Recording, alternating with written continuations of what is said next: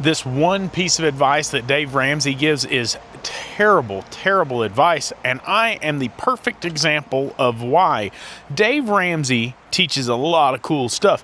One of them, though, I think is completely missing the mark.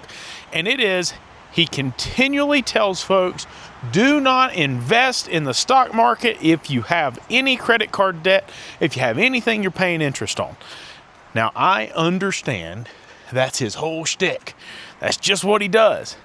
But I'm going to tell you that if I had started taking some money, even though I had debt, even though I was spending money places I shouldn't have been, and started putting it in the market, would have seen it grow, I likely would have stopped spending so much money in all these frivolous areas, and I would have started putting more money in the market. I'm not going to lie, I probably would have started tipping less.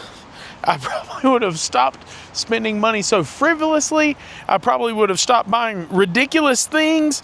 I would have been putting that money in the market because it is such a thrill to watch that money grow.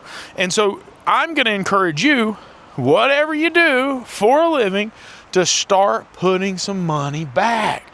Start putting that money in SCHD, start putting that money in a 401k, start putting that money in an IRA. Listen, I'm not going to give you financial advice because I am terrible with money, but I am going to tell you that if you put the money in the market and you start seeing that money grow, man, it becomes addictive.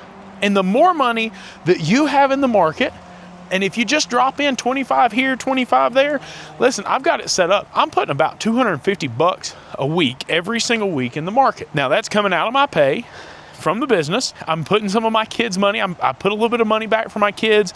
You know, if I spend cash somewhere, if I have change in my pocket and I get a couple dollars, I drop it in this little jar for them. I'm putting all of their money into the market in one place or another. Now, everybody says, yeah, but what if the market crashes? What if the market goes down?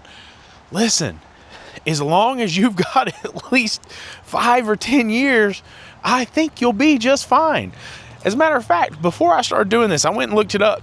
And did you know that they say the market consistently grows back even after major crashes in 5, maybe 10 years max?